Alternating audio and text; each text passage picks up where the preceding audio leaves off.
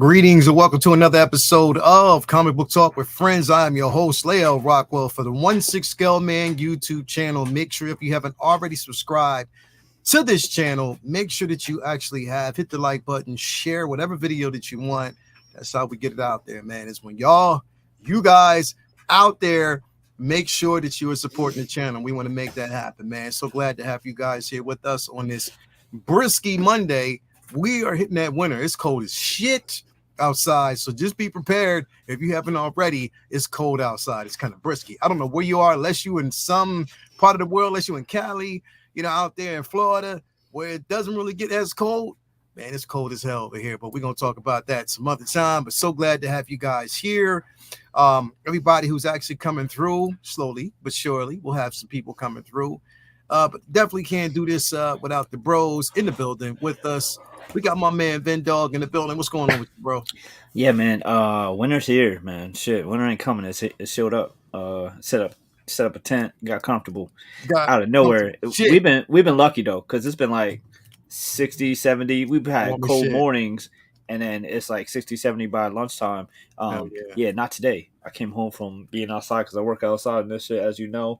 Yeah. And I didn't even take a shower before I had to get some hot chocolate in me. I was like, man, this is ignorant. It's ignorant out. But you know what's crazy, bro? Because I went to the gym like this afternoon, you know what I mean? And it wasn't too bad. Like that's because you just went from the house to the car to the gym. Yeah. That wind. Because it was cold out, but if you dress for it, you can dress for it. But that wind, it was windy today, and you can only do so much to offset the wind, man. The wind was just trying to rip through us today. The wind was punching people in the face today. Yeah, we was trying to blow leaves too. Leaves going the other way, making us look dumb like Benny Hill and shit. And I was like, yeah, man. Nah. Yeah, bro, that's what it felt like. I was hearing Benny Hill music. Yeah, we trying to move to the right. It's only so much you can do, man. It's just like, all right, 'tis the season. Yeah. Oh well. Yeah, bro. Man. Yeah. Good to be here. Good to be inside. Warm house. Truly blessed. Sit here in the warm house, talk about comics and TV shows and shit, man. That's what it's all about, man. Definitely, man. Work hard so you can play hard, man. Always enjoy catching up on all this good stuff. I have been in Cyborg. We'll talk about, I'm sure, once you caught up on it. But my obsession lately has been Spider-Man 2. That game is fire. It's fire, yo. I'm at like 70% right now, and I'm just going around doing side missions and shit. It takes me forever to finish games because I'll be doing everything. Yeah. I get easily distracted. I'm going around just swinging around having fun. So it takes me forever to finish games. That's a good thing. I get my money's worth. So I'm having fun playing that. I'm at like 70%. And the thing is, it's like, I guess the way the game is basically played, like right now, I'm just going through all of Craven's like locations, his stash and stuff like that. Yes. So I'm going through, you know what I mean, just trying to find different spots. You know what I mean? I think level up. Like that's what I do too, because I'm not as good a gamer as I was when I was 20. So I don't be trying to play the main mission first and then do the side missions. I'm doing the side mission, doing grinding, as gamers call it, to level up. So that way, when I'm doing the main mission, I'm not getting my ass kicked, having to restart 47 times. So I like going around and doing the side missions, and it gets me acclimated to the controls, get better at it. So that way, when I'm doing the main story, I fare better.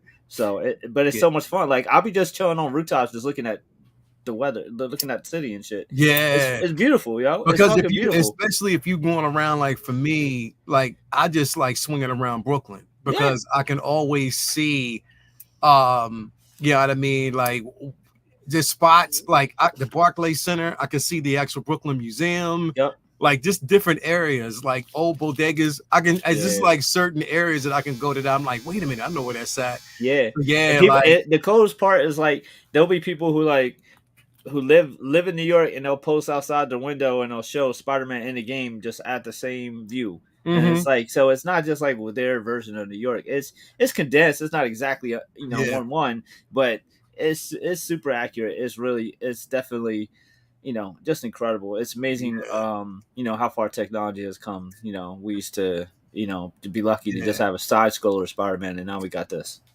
It's crazy because there's certain places, like I forget what areas that they said, but Sony set up like those little sound boxes. So it's like you can hear like as if Peter and Miles are swinging around the area. Like you can hear them talking and stuff like that. They put those soundboards up. It's like, oh shit, I'm in the right area. You know what I mean? That's so dope, man. It's a dope. It's definitely a dope thing. And I be getting distracted with the, like the, bank robberies and just whatever alerts around town. People need my help. Yeah. I'm sure most people just zip through the main game and ignore them. Like, don't bother with them. But it's fun. I love doing them. So. You know the crazy part is though, bro. And I was talking about this the other day because I've been playing. Like, if I'm playing with Peter right now, and this is basically because I haven't gotten the symbiote suit yet. I haven't gotten that yet. It'll be a minute before you get there. It's going to be a minute before I get to that spot. But if I'm playing with Peter right now, like, I get my ass handed to me sometimes. Okay. And when you playing with Miles, Miles is a beast, bro. Yeah, like, it's a good balance because you know what's cool is like I feel like it's like 60-40 as far as gameplay. I feel like you play more as Peter, but Peter is a little bit harder to play with. I think that's the upside though, because you get you get better playing with Parker versus Morales because you have to, because Miles has his special moves are a little bit more OP. So you get to, so once you get to him, it just goes smoother. But yeah, it's all incredible. I mean, there's so many suits, and then I've said it before. It's just dope because you just get the suits from playing. Like we don't have to buy the suits. So there's like 30 suits for each character, and it's all there's a couple of suits people complain that aren't in the game. It's like there's like 30-40 suits already. Like I don't care if there's one or two that didn't make it in. It's dope how many suits are in that game. It's crazy. Yeah. So it's cool, and then different variations, different colors. I'll be taking pictures of the game just at home, just like it just looks amazing. It's incredible, man. Yeah, it's incredible. It's so much fun. I just like right now I'm swinging around playing as Peter in the classic suit. I just wanted to use a classic, so I just want the feel of the classic. I mean, the integrated. I mean, not the integrated, but the advanced suit is dope. But I just like the classic suit. I like the classic feel, so I just go back to that. You know what I mean? But it's just like I've been also anticipating playing as Miles, because I'm like, yo, Peter be getting his ass handed. But when I'm playing it with Miles, I'm having mad fun, bro. So there's a few other cool things that they do with the suits too. Like if you play as anybody from the animated versions, so like if you play from with the Spider-Verse suits or Spider-Man or the frame rate is slowed down on that suit, so it looks like the animation style when you're swinging through. It looks and feels different. I'm like, just like little details like that. That's just little details they added so to give. But I be ADD with it. I'd be like, if I unlock a new suit, I'll play as that, or I'll get bored of a suit and switch it up. But majority of the time, I'm playing with like the classic comic book suits because I just like seeing that more. So it's so much fun. It's fire. Definitely fun. Let me go through the chat and see who we got in here, man. We got my man Ren's Talent. Tino, I went to Soundbox, which Miles and Peter swing by and says, "Hey, Vinny, I'm a fan of your work." Me and Ren's got to have the pointy meme for that. We're fan of each other's work. The pointy meme. That's what I'm talking about. Amber May, hi, Vinny. What's going on, Amber? We got Aaron Collects in the building. Yo, what's going on with you, bro? We got the my man Charlie the Unicorn, Leo's video game talk with friends. You already know what it is. Be like that. They be like that sometimes. Mark P. We got Blazing Asian in the building. Oh man, it's freezing where I'm at in PA. I'm by the lake too, so we get that lake effect, bro. You already know. It just comes across and smacks that ass, bro, like straight up. I already know. We got Bendu Window in the building. We got my man Philosopher King in the building. How you doing, man? We got Prime Time Reviews. Thank you for being here, brother. So definitely we'll have quite a few other people that can be stopping through. Make sure that you do. Before we actually jump in, I want to always mention, like I said, especially if you're a figure collector, if you're a collector of figures, statues, whatever actually have you, swing on by my man Ray over at Underground Figures. Just so I had to actually pull this up really quick. Ray from Underground Figures is my guy. Definitely very competitive rates. His customer service is impeccable. Especially if you want to pre-order your figures, you hit him up. He'll pre-order, no NRD. His shipping is definitely reasonable. And on top of that, once you order a figure, you will get that figure, honestly, depending on where you are, within sometimes 2 days, 3 days, you get it quick. Ray is that guy. So basically, if you're looking for figures, head on over there to my man Underground Figures. Ray, tell him that Leo sent you. and he'll hook you up, because I'm saying he's just that type of dude. On top of that, like, you'll find figures. If you're looking for certain figures, if he doesn't have it, he'll find it for you. Full transparency. He'll make sure you are hooked up. Definitely. Also, make sure you hit up my man Ray over there at Hawk Wars Toys. Ray from Hawk Wars does a good job as well. If you're looking for figures, hit him up. He communicates with you well. His packaging is on point. You'll get the comic book special with him as well. If he don't have it, he gonna find it for you, and it's a done deal. So two Rays, it's the tale of two Rays. My Ray over there at Underground Figures, and my guy Ray over there at Hawk Wars. Make sure you hit him up, and Ray. You up. Yep, Ray. That's what you call him. Ray. It's the tale of two Rays, but definitely they will hook you up. So definitely make sure you do that. We got my man 6L Salvo. What up, fellow collectors? What's going on with you, brother? So glad to actually have you in here with us today. So we got a lot to cover. We got a lot we're going to talk about. We're going to talk about Moon Knight and Miss Marvel getting a second season, possibly. Who knows? That's just a rumor mill right now. We have to see where that basically goes. I know a lot of people got like mixed reviews, especially when we're hearing that also there's a possibility that She-Hulk may get a second season. Now, before we actually get our panties in a bunch, it could be that they're willing, or they see basically our complaints. And I'm just saying, I'm willing to give them the benefit of the doubt. Doesn't always work, and it's very slim, but they could be just tooling up to say, look, we know what we gave y'all the last time, but this is essential for what the story that we're trying to tell leading into Secret Wars and the Kang Dynasty. Hopefully they can do that.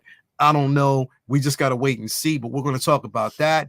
We'll also talk about my man, pretty much Bruce Timm. If you don't know who Bruce Timm is, then you're living under a rock, especially if you know anything about the animated Batman series, animated comics, anything that's basically, you know, a lot of his runs on Batman, a lot of his runs on just anything classic. He's done a couple of dope prints. He's an incredible artist and one of the most iconic prints that you'll ever see. He is definitely dope. He's done a lot of, you know, prints and drawings for even like the MCU. So definitely we'll talk about that in just a bit. We're going to also talk about what's actually going on in the main story. You already noticed in the main story is Invincibles. This season versus last season, if it stacks up, if it's everything that you want it to be. Now, I'm here to tell you, like, they are holding no punches. It is the same. What you got from last season, you are definitely getting in this season. It's incredible. We're not going to spoil it for a lot of people. We're just going to briefly talk about it because it is worth talking about. We're going to also talk about, now, the reason why I'm going to talk about this next thing is because and Vinny, I want to mention this to you too. This is one of the reasons why I brought up Blue Eye Samurai. It's because when we have, you know, stories like Blue Eye Samurai, we have stories like Invincible, bro.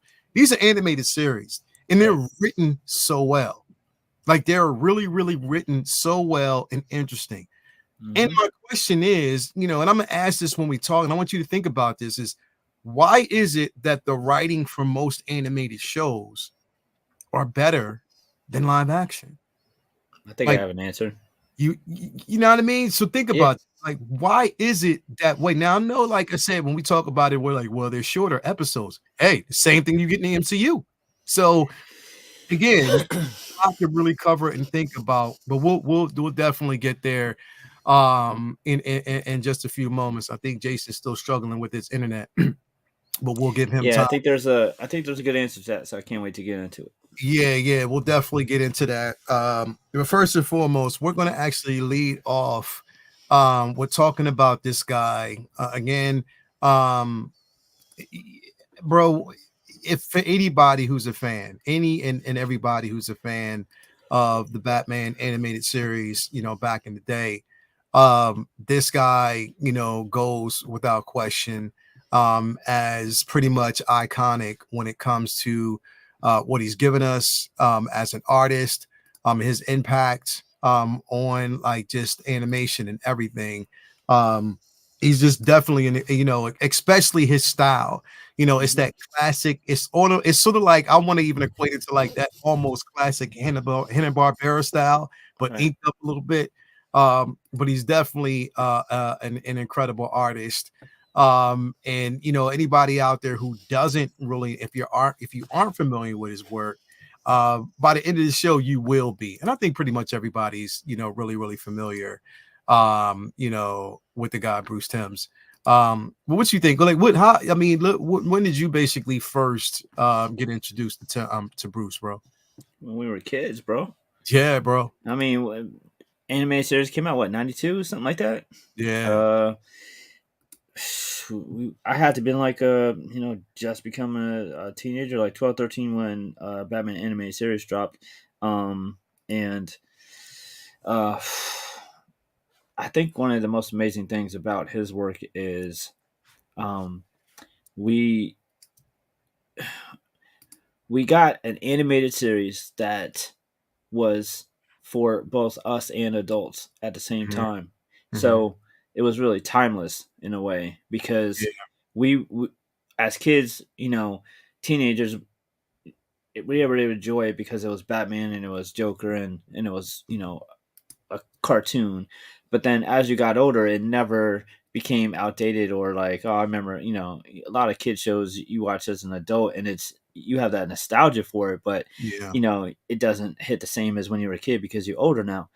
But these animated shows, this and Justice League was done with such respect and such love that they were, like the Mr. Freeze episode, like, that was like Emmy worthy. You know what I mean? Like those episodes, those early seasons, the music, everything about it, like Kevin Conroy, all that, it was just a perfect storm of talent from from the writing with Dini, from the art with Timm, from the voice acting with Conroy and Hamill, from the music score, everything about all of it was just absolutely phenomenal. And they did so much great work. I mean, Batman animated series is, on the Mount Rushmore of cartoons to me. Like it set the tone for so much of, stateside Western animation. And, there's unfortunately never really been anything that has lived up to that as far as superhero animation given to us on regular television. Now the animated department has given us an incredible amount of fire like movies, but as far as regular series, Batman anime series and Justice League, is absolutely iconic. And but to focus more on Timm's contribution, his art style was super unique. It was its own style. He's among the short list of really top tier creators who create a art style in a mainstream setting that's never really been duplicated and completely identitive to him. Like no one else's style really looks like his. You see someone draw a Batman like Bruce Timm style Wonder Woman, Batman, and Superman. Like it's clearly, oh, that's a Timm style Wonder Woman. That's a Timm style Superman. That's that's his. Yeah. And then he's made great contributions towards the creation side too. Like him and Dini created what is now one of the most famous characters in not just animation but in pop culture period with the creation of Harley Quinn. So like he created, he and Dini created Harley Quinn, and it all started off with Batman animated series, and then led on to Justice League Unlimited, and then Mask of Phantasm. Like so many different versions of his work has been out there. He did tons of great stuff with comic books. He drew some of the Batman adventure stuff. Like he's been just an icon in the business, and to a character that has had so many iconic names attached to it. But he's right up there with the Millers and the Adams and the Canes and Fingers and all those people who are people on that lexicon of people who make Batman theirs, and put their stamp on it going forward. But his art style on that show is incredible. His art is amazing. My only knock I've ever had on this man is this one thing and I can't let this go without mentioning it. I just wish he wasn't so obsessed with shipping up Batman and Batgirl. That shit's always been so fucking weird to me. Mm-hmm. And most people our age who grew up watching Dick Yep. Grayson and Batgirl be the same age, Yeah. and him training Barbara when she was basically a teenager. So for him to be so obsessed with him putting Batman and Batgirl together is kind of like a little sick Yeah. to us. Like there's versions where they're closer in age, but almost every version that's available is his best. One of his best friends is Commissioner Gordon. That's his daughter, and she's the same age as what is basically his son. Mm-hmm. So it's really fucking weird, man. When they threw that shit in Killing Joke when we were And in the Killing theaters, Joke, I'm just sitting there bro. like, yo, Why man, did what you is do this, that, yo? What is bro? this? Like, why did you do that, bro? Like, it Oh, made man, and absolutely everything no else about that sense. movie, like we're in the theaters, and I Yeah. was so hyped for Killing Joke. Everything about the comic part was dope, but that first hour Yeah. that they just kind of like the first hour is just like shit that they made up to make it a longer animated feature, and I was just like, yo, what the hell is going on? Like, why is this happening? Like nah, yeah, I can't get down with that part. Everything else, everything else that this man has contributed to the art form has been through the roof. So I just put that as a little asterisk on his legacy. Yeah, man, nah, like hell to the nah. Yeah, yeah, bro. It was, I mean, bro, they spared no expense on making us see this for what it was, bro. Yeah. And I'm like, come on, man. Like, she's the age of my daughter, bro, at that Yep. time. And I'm like, when you, And plus, Batman looks at all of them like soldiers. He would never compromise the mission, even if they were the same age. yeah, Nah, yeah, nah, yeah. nah, nah. That's, and the thing is, it's like sometimes when you think about that, it's just like, is this from a writer's perspective, or is it just, nah, this is where they wanted to go, Mm-hmm. with this, you know what I mean? Like where he wanted to basically take it. Like, I guess that's one of my biggest questions, because it, I don't know, it just doesn't make sense.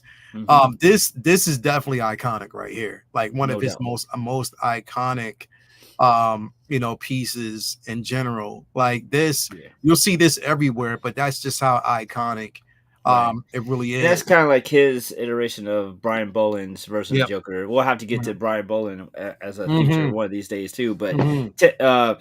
you know, Tim for sure like did that part of the story complete Yeah. justice. Like it was incredible. But yeah, that other stuff was just not it. Yeah. Yeah, you know what? And that's the thing, bro. Like when you think about it, I wonder, even with him, was it something that he was kind of like bouncing around with, like, yo, should I do this? Is this going to be a blemish, or are they going to understand the story that I'm trying to tell? Right. And I guess you could have told that story, because we already know what happens to Barbara Gordon, who she becomes. But Mm-hmm.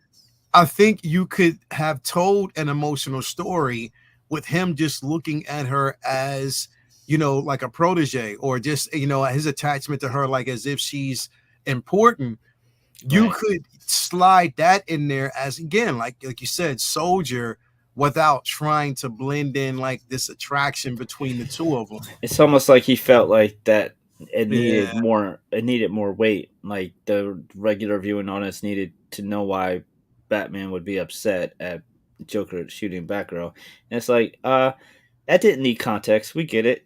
mm-hmm, But mm-hmm. you didn't need to give him a reason above being one of his, you know, Bat family to be upset.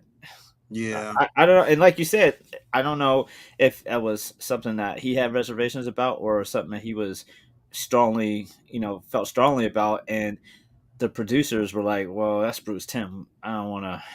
I don't want to push back on him if like if that was something that the producers themselves were pushing him to do. You know what I mean? Like he was probably like, well, you know what I mean? I don't know about that. It doesn't make any sense. But then the producers were probably and it's like, not like it was just this. Like they've done it. Yeah. They've done different versions of it and some of the comics and stuff like that. And every time they do it, it's just like, yo, she's so much well known for being young than being near his age. So that shit will never be okay with me. That's weird as shit. But it is what it is. Otherwise, his work is just absolutely, legendary and one of the greatest, animators of all time. Just absolutely iconic stuff. And it's really rare that an animated show has makes a star out of the artist. You know what I mean? Like most television, like you don't know, no one knows who did the character designs for, say, Gargoyles. He's not a household name. You know what I mean? I'd have to look it up. But Bruce Timm is attached to Batman because of how iconic his work was. So for sure. Yeah, definitely. And again, it's like I said, Bruce Timm, great artist as always, and it's going to remain iconic for what he's given us. You know what I mean? Like when I look at his art, and one of the reasons why I brought this is his level of elegance. He's like an elegant artist, and this is basically more his thing. His niche is when he's drawing these characters, his shading, his attention, like the detail, artistry. Regal.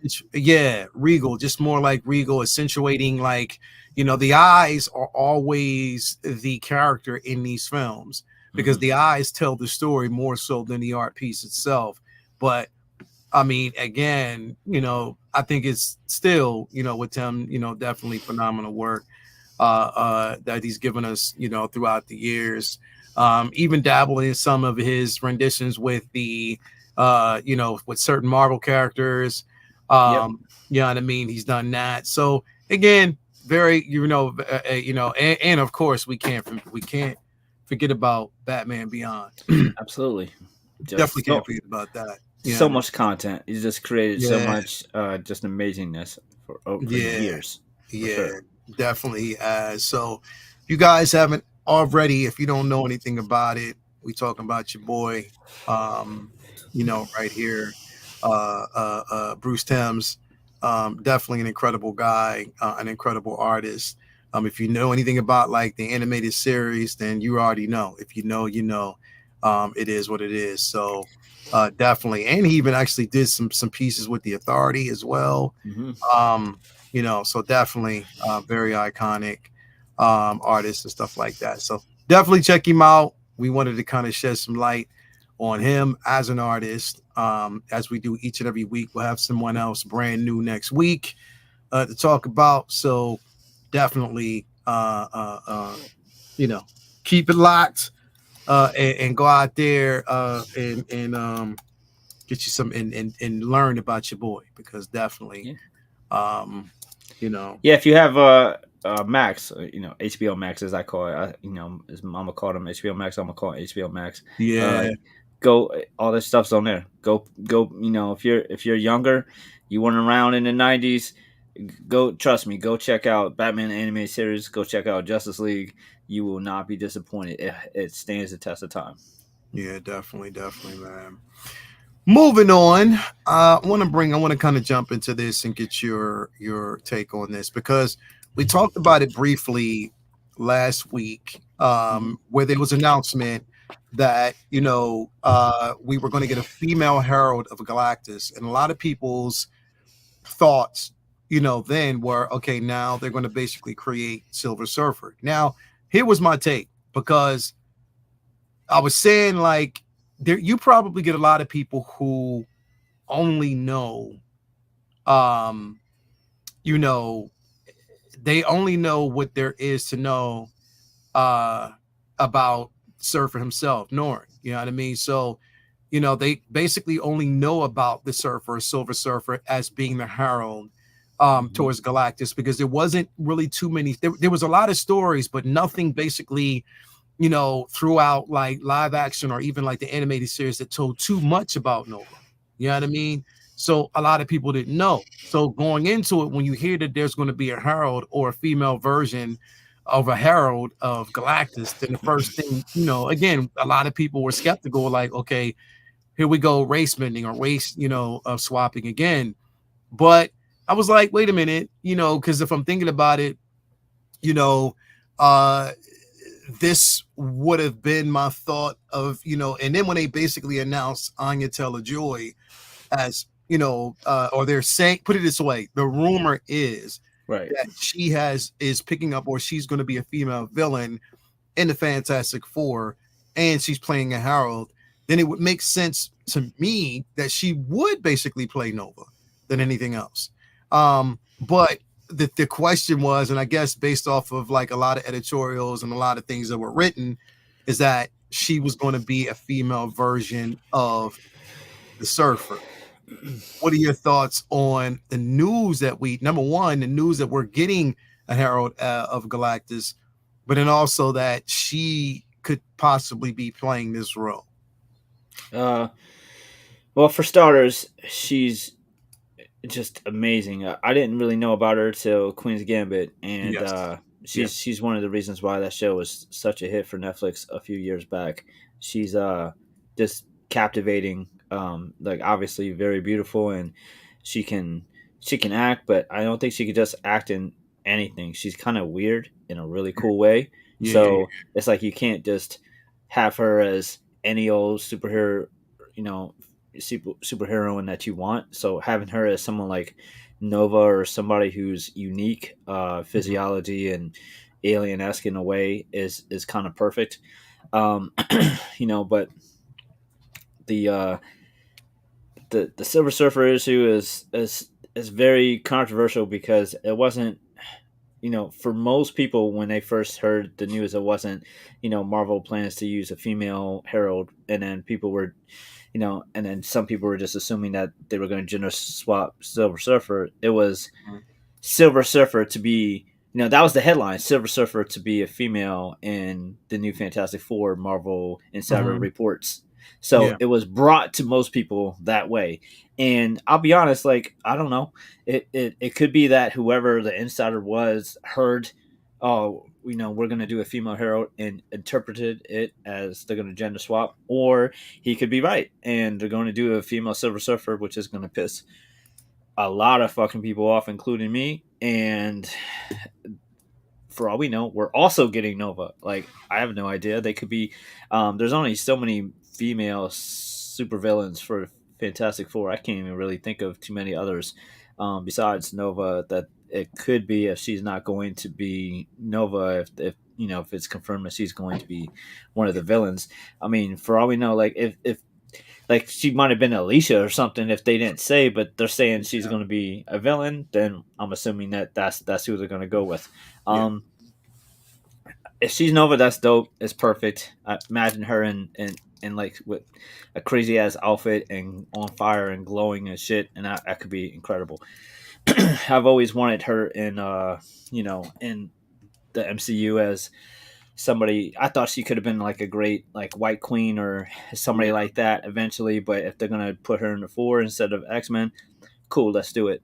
She belongs in this in these films in some capacity, and ever since I seen her in Queen's Gambit, I was just like, all right, who would I cast her as in the X-Men, because that feels like the type of vibe that she on. The quirky, like she's super quirky, and no disrespect, in like the most beautiful, amazing way, because she's not a typical cookie cutter actress. She don't look like the typical can't pick her out of her lineup. Looks like every other blonde out there. She has a very unique and distinguished look. So I definitely can't wait to see what they do with her, and hopefully she if they switch it up and make it where it's Nova comes here to scout for Galactus, and they just save Silver Surfer for something for later, I'm absolutely cool with that, because like we've talked about before, like Marvel has this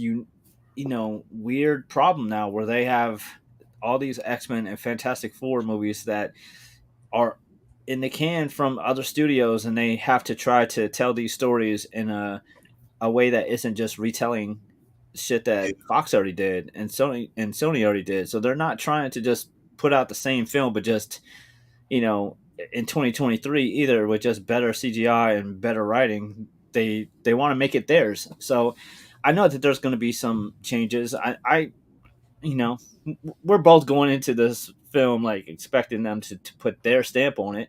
I just hope it's not too jarring of a stamp. Something switching it up from Nova to from Silver Surfer. That's cool with me. Make Silver Surfer somebody they run into later, somebody who already betrayed Galactus on the previous planet. You know what I mean? Like some other time, and to help them later. They could do that easily. So I would love to see her as Nova, and I really would love to not see them gender swap Surfer. So we'll see. Especially because Silver Surfer ain't the title. That's Norrin Rad. Yeah, it's not Nora Rad. Norrin Rad, bro. It's not Nora. It's not Nora Rad. It's Norrin. Norrin Rad. It's Norrin. That's Norrin Rad, not Nora. Yeah. But here's the thing, bro. Like I said, I honestly believe she's going to be Nova. I think it'd be dope if she was. I think she would be Nova, and I think that if they basically make her Nova, she's going to kill it. Now, here's the only drawback, though. So she's going to be the Herald round? That's what I'm hearing. She's going to be a Herald of Galactus, but remember, like I said, what was the character's name? No, it was Frankie. Frankie something. I know it's Frankie. I can't remember her last name. I forget her name. It was Frankie. I forget the last name, but she's going to be a Herald of Galactus, which she was at one point. But it's just like I guess they're working backwards, and they're going to do her unless Frankie Ray, unless Surfer is there.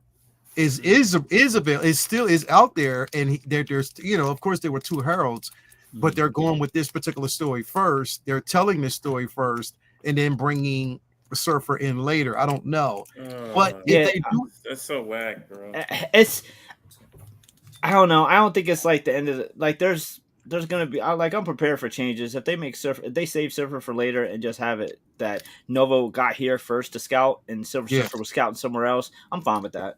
Yeah, I'm cool with that. But Marvel's not going to do that. You and I both know that they won't. Like, I just don't. I don't have no. The way all the stuff is coming out about this movie, man. Like, it's like I don't really have any. I'm like. That's why I'm saying I'll be cool if it's that because it's better that they switch places than switch genders. Instead of just doing it just to do it. Just to do it. Like I think I have confidence that it's definitely going to be Frankie Ray, bro. I don't think it's going to be Nora Rad. I don't think they're going to basically race swap, gender swap. Surfer. I don't think they're going to do that. I think basically again we're going in which it kind of makes sense in a way. Sort of it'll make sense down the line because it's not now. Here's the thing is like we're focusing on that, but then there's also conversation about on which this came out just a few days ago that they're eyeing, I guess they're basically eyeing Cillian Murphy as Doom. I think he'll be good, bro. He would definitely be a good Doom. I think he would definitely be a dope Doom. But again, we know how quintessential Doom is, especially towards Secret Wars, how they bring him in. But here's my thing. If you're bringing in Doom, if you're bringing in Galactus, and then you're also bringing in these heralds, is it going to be too stuffed? Tell the right story without bringing everybody in it all at once, because that's happened before, and we've seen what happened with doing something like that. Just tell the right story for the sake of. But they may not even bring Doom into this particular story just yet. They couldn't. They could, but they may not. That's what I'm saying. Like I've heard a lot of stuff about Galactus being the villain for this film, and I don't think I've heard much about Doom one way or the other. I would love for them to reference Doom, mention him, and not show him. Doom doesn't need to be the first villain in a Fantastic Four movie. You could build up to him instead of building up to Galactus. If you could, instead of using Doom first and building up to Galactus, you could use Galactus and build up to Doom. Either way, I feel like Doom should be, Avenger level threat. Galactus should be an Avenger level threat. So building up to one and saving the and using one, building up the other is perfect with me. I feel like that an amazing move to me would be use Galactus in this film, show how important and powerful the Fantastic Four are, and then give us a Doom film. Yeah. And then if you do that, then you could give Killian a whole film to like have a younger, version of him doing science shit, and then have the mask so that way he feels like he got his face in screen time, and then now you're just in the mask for the rest of the franchise. But if Killian don't want to wear the mask, Killian ain't the guy. That's the most important thing to me. Yeah. I don't need you. I don't need nanotech where you just take off the mask every time you want to have a emotional scene. Mm-hmm. It's I just hope that no matter what they do, they understand that character well enough to know that he has to be stuck with that mask on his face, because that is his kryptonite. That's his character flaw. It's vanity. It's not like it's like him having that mask stuck to his face is like that's Superman's kryptonite. It's this is only weakness. He's smarter than all of you, except he's too egomaniacal. And that mask stuck to his face is a daily reminder of that to us and to him and to everyone. Like that it's not just because it looks cool. There's a purpose behind that. There's a purpose behind it. And it's on top of it, not just that he rushed to do it. Like in the comics, he was able to take it off and heal, but he kept it on as a penance. Yeah. He kept it on as a penance, as a reminder. He's got that God level intellect. So like that mask is his only connection to his humanity, I think. Like his human penance, like you said, like his only kryptonite in his life is that, because he's so fucking smart. It's the mask is also his hubris as well. Exactly. Because that literally like he behind the mask and in the mask itself, because it poses such a threat, makes him feel like he's godly in a sense. Hopefully between Dredd, Carl Urban and Mandalorian, like they've proven like you can have a strong performance with a fucking mask on the whole time. Like I don't want to hear that you have to have that we have to see you emote and all that shit. It's Doom. Like he just have a very strong voice actor, someone with very powerful eyes. That's probably another reason. That's that's his two biggest traits. His voice, the way that motherfucker talks. Like you can just listen to that motherfucker read the phone book and it's like what else? And his eyes, like his eyes burn through your soul. Like so Killian would be great. Yeah. Well, they say it's only so far as it's like the rumors with Doom about the casting for the past 2 months. They're saying that there's a possibility that we can hear something soon, but they've been saying soon like almost every other month. So we'll know. Well, we don't know, so we just gotta wait. Skylar, always good to catch up with these streams. Love how you guys educate me on these characters. Love learning about them. Definitely, baby. That's why you're here. Thank you for being here. She also said, which heroes deal with Dr. Doom the most, or do multiple heroes go against him? He's dealt mainly the Fantastic Four in his feud between him and Reed, but also he's dealt with Kang. He's dealt with Iron Man. He's dealt with. It's mostly Fantastic Four, but Dr. Doom has had to run into every superhero, every iconic superhero. He's Namor, X-Men. Like Dr. Doom, if Dr. Doom is driven, he will fuck up any team, let alone any person. Like if he was mad, if he had a reason enough, he'll walk into Xavier's school and fuck everybody up. But he would rather not. Like he'd rather just stay in Latveria and run shit there. Like so.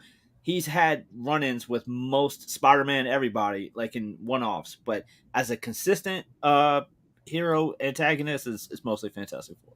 Yeah, definitely. I want to apologize. I was a little late, but I had to reboot my computer. Won't have the problems next week getting the computer and another router, so I should be good. I'm so mad I missed the Bruce Timm section. So I apologize about that. It's all right, bro. Jeez, I'm so bad I missed that section. Yeah, Bruce Timms is that dude. Evening crew, just popping in to say hello. Under the weather with what the world caught catch on the replay. Enjoy the evening, man. Get better, bro. That's the most important. Feel better, Louis. Definitely be here, bro. We'll definitely be here, man. So that's the most important thing is that we want you to get better. My man, see Jones said, don't forget Doom's encounter with Luke Cage. Epic. Where's my money, honey? Yeah, bro. Yep. Yeah. He ran up at Doom's crib over like $200. Yep. Go get it. Yo, the 70s was a wild time. And for those who don't know, yes, that really happened. There really was an issue where Luke Cage ran up in Dr. Doom's castle over $200. So where's my money, honey? Bro, and now Luke Cage's powers got amped up again. Yo, he's mad OP, bro. Like they can't put him on film or TV no more, dog. Yeah, he's amped up again, though. Have you read the latest Luke Cage shit? I just got it. I'm behind. He's a beast. Yeah. Yo, he's a beast now, dog. Yeah, he's definitely a beast, bro. Yeah. They can bring, but see, that's the thing. Like, if they bring him in, bro, they got to do him right, bro. They got to do him right. But I think what they're going to end up doing, bro, is they're not going to bring him in the way he is right now. It'd be like a start from scratch type of situation. Yeah. Oh, you don't think it'll be with the Coulter again doing it? Oh, no, he means power wise. Like power wise. Power wise. Yeah, power they wise. got to, bro. Yeah, power wise. So OP now. OP. He's OP. Yeah, he's definitely OP. Mm-hmm. Now, moving on to this next thing, man, because like I said, this one is just what the hint of. I'm not going to say it's met with. There's a bit of how would I want to say, basically it's met with a bit of hesitation, but at the same time controversy when it comes to certain things, right? So we got the news.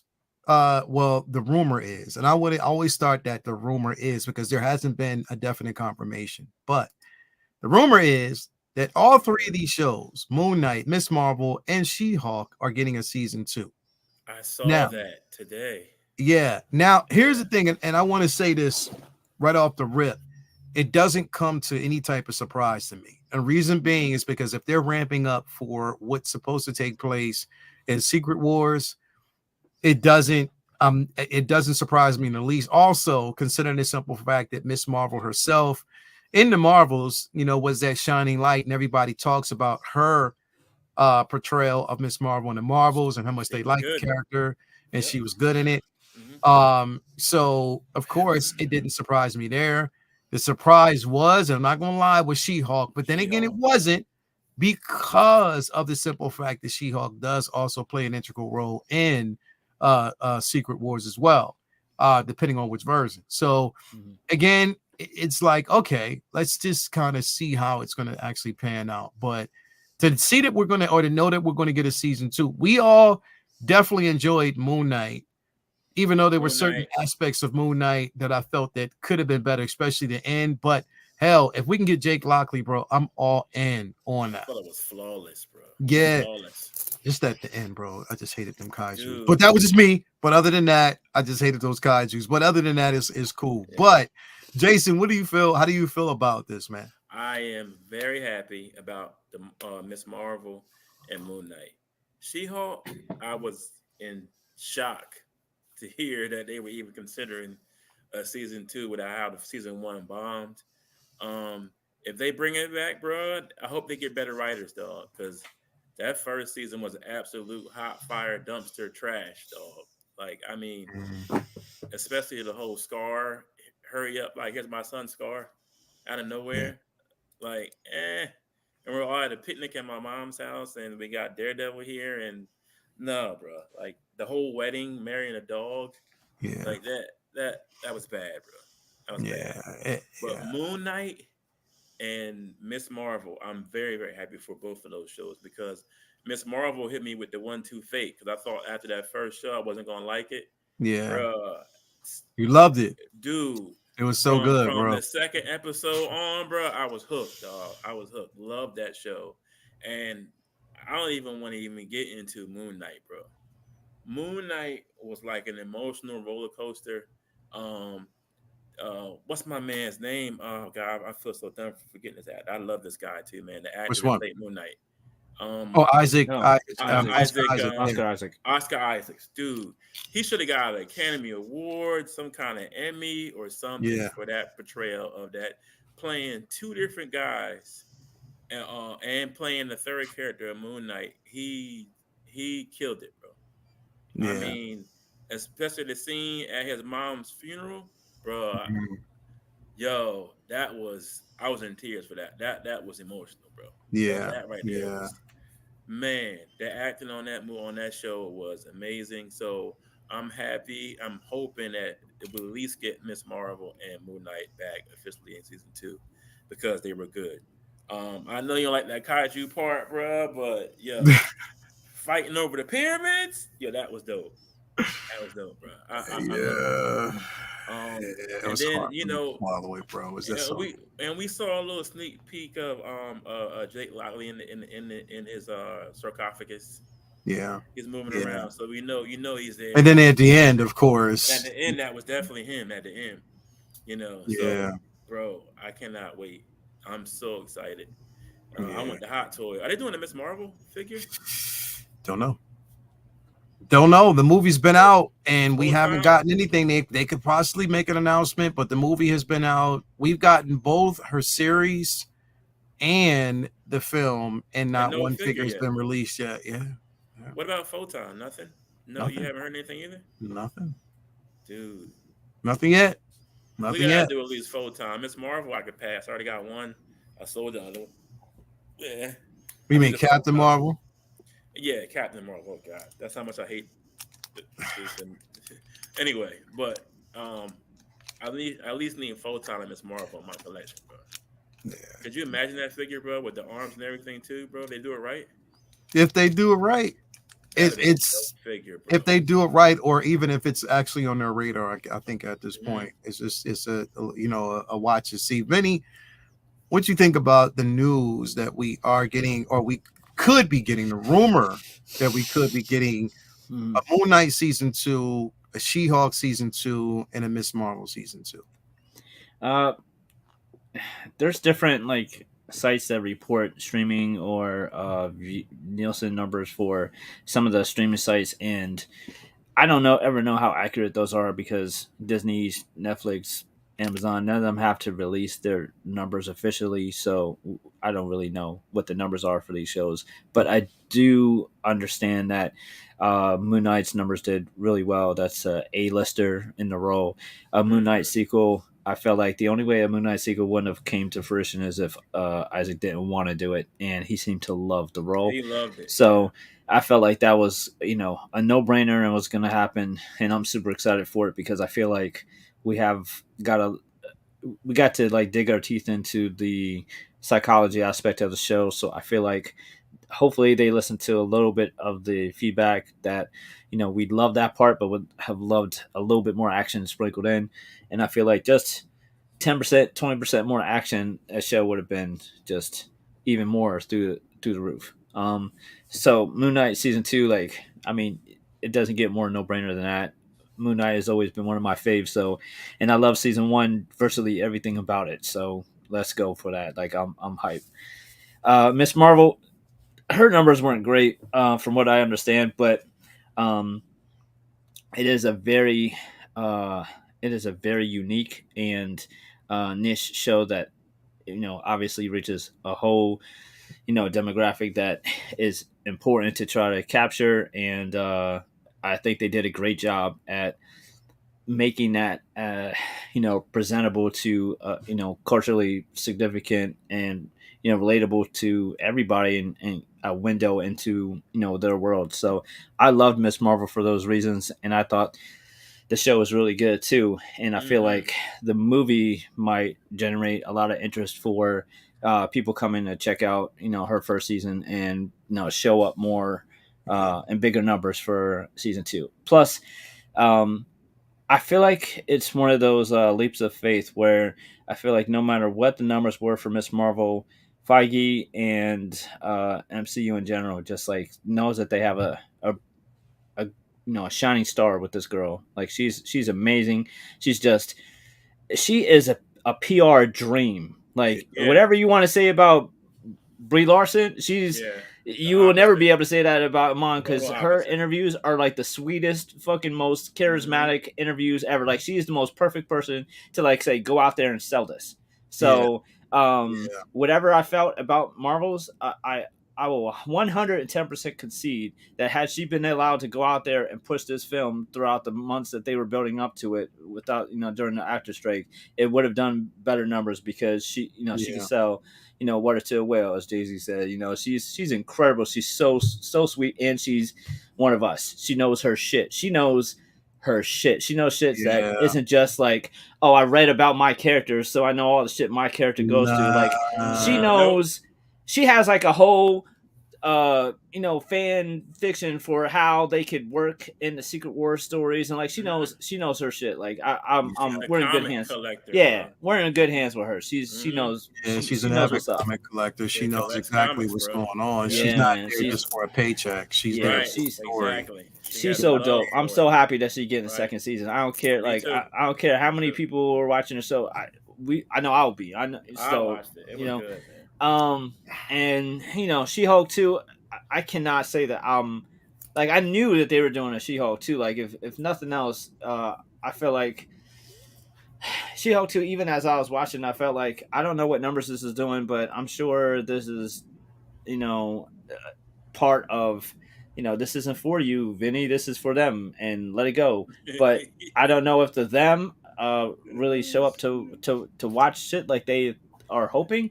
So I don't know, but I feel like even if they don't, some Disney Plus shows, I feel like, well, we don't got the time to tell all this shit in the movies, so we're gonna put out these shows even if they don't do great numbers, because we can't do a Hulk movie right now. So we got to set up all this Hulk shit in something, so that way when you get to the film and Hulk is at this point, we got to skip all that shit because we did it on the TV show. So I knew She-Hulk 2 was going to happen, if nothing else, to further the Planet Hulk story, to get you to where they needed him to be when he shows up again in Secret War and Kang Dynasty, whatever, as a different, meaner Hulk or whatever. If they want to use Scar in that, they can't do that shit. But so many movies, they're not putting out movies like they used to. They're not. There's only so many avenues to build up in between the films, and that's part of what I feel like the Disney Plus shows are for. So if She-Hulk 2 does nothing else but further that storyline adjacent to the film, so that way it's up and running when they bring him back on screen, then fine. And like Jay said, hopefully they do a little bit more to do better with the writing, because as much as people like to like be cute and say, oh, if you really don't like She-Hulk is because you don't like source material, because that's exactly how the comics are. No, Nate. Like, just because she uses fourth wall and jokes, don't mean that that's what the comics are like. Like, because there's jokes in the show and she breaks fourth wall, that's what the comics are like. No, man, you didn't read the comics. You heard that she breaks the fourth wall in the comics, exactly, and that's all you know.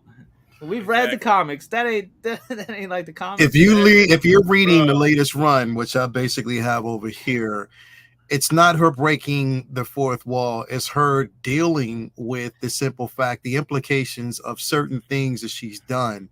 And she's going back. Again, she's just come back from being like this savage She-Hulk, this mindless, brainless thing not too long ago. And now she's readapting to just being a lawyer. She's struggling from the ground up. And it's in the comics, they are getting it right. And that's the thing, is they're getting her story right, as a character, because they're making, like, even, her story right now in the Fall of X, where now she's been trying to get Rhodey out of prison. She tried to fight to get him out of prison. And because basically Orcus has bought off like the judge and the jury, she goes outside and picks up this car and throws it halfway across. Like, she is pissed because she couldn't win this particular case and get Rhodey out of prison. But definitely, here's the thing. Also, she's a good lawyer in the comics. She's not horrible in the comics. No, right. So a lot of people would think they got a gotcha. Like, oh, if you people always bitch they want to see the source material, but when they give it to you, you cry because it's a girl. It's like, no, just because she's cracking jokes doesn't mean it's like the comic. Yes, there's jokes in the comic. That's about where the parallel ends. Yeah. And Tatiana Maslany is definitely a brilliant actress. It ain't her. I don't blame her. It's not her, bro. It's the way it was written. Bro. And here's the thing, bro. Like, I really wanted to like this series because I love She-Hulk as a character. I really love She-Hulk as a character. I'm still getting the figure. I don't give a fuck. But I do like She-Hulk as a character. But it's just a simple fact there were a lot of turns for the worse when it comes to like the narration and where it was going. And that last episode, that final episode was a wash. It to me, it was the worst. And what they did to Daredevil, I was like, yo, y'all shouldn't even put him in. Bro. He shouldn't even have been in this show. They pancaked him, bro. Yeah, but if you can bring her back and give us the show that she deserves, not what but what she deserves as a character, you know, then I'm all on board for that. As long as, and again, I'm pretty sure Kevin's like, yo, I can't fuck up like that again. Not on this character. We can't let you just fuck up. Like you can't. You can't. Like it's entirely too important to the narrative and what's coming up. She's definitely important to Secret Wars. We can't have that, bro. No. Just nah. We can't have that. You know, the writing was just so bad, dude. Like, and then, like I said, that last episode, she's talking to Kevin Feige robot. Yeah. And then you have the writers actually in the show writing like that. Who smoked the bad weed that day?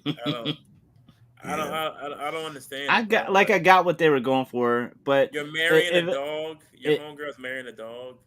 I think the dog was the best man or the best. It was the best man for She-Hulk to Tatiana walk down the aisle with. Yeah. It really, the whole thing just felt like we made this show for people who think comic book shows are dumb and we're laughing at you instead of with you. Exactly, so that's I think that's really a big part of how it came off to me and a lot of other people. Like it isn't like, but I'm not surprised they did during the season 2. Like, that was probably like set up no matter what. So hopefully it's less painful.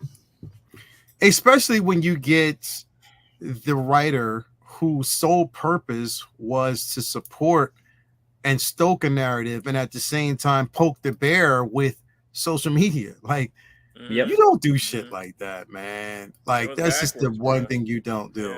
Yeah. That's just the one thing you don't do. So I don't know. I mean, look, more Marvel material. I'm happy as long as it's done right. And I'm happy that they're going to give us Moon Knight a second season because he definitely deserves that. You know, again, nothing's set in stone and nothing's really confirmed. But if this is the rumor and they're leaning in that direction, then I'm definitely all for it. I can rock with it. Do you think when it's season 2 of Moon Knight they're going to change that costume? I hope not. Well, whose? His? They always do. So yeah, I think they will. There might be like slight augmentations, but nothing that's noticeable. I mean, because again, you know, unless they augment it slightly for Jake. Yeah. I don't know. Oh, for Jake. For Jake, they might make it a darker tone. Like just a darker tone with the suit. So I don't know. We got to see. Gray color maybe. And I hope if they're doing a season 2 that they give us the Scarlet Scarab. Oh, yeah, she was back. She'll be back. She was. Please bring her back. Please bring her back. Well, hold up, Vinny. The first episode, the dinner date. Bro. You already know. That's. I don't know, bro. I've been campaigning for that since day one, bro. Yeah, she might come in like number 2. Like Deontay Wilder to this day. Yeah, to this day. I'm outside Feige's office with the boombox over that shit, bro. Yo. Do that shit. Bringing her back. Bring her back. To this day. Anyway, I'm hoping I'm hoping it's gonna be hot, bro. Like I can't wait to see what the results are gonna be, and I'm gonna rock with it as long as it's done the right way. Attention to detail, and they're telling a great story. I'm all in. So here's to it. We'll see how it's gonna actually be, and if they pull it off, I'm definitely with them. Moving on here, I want to bring this up. This, I said this to Vinny. I sent him a message.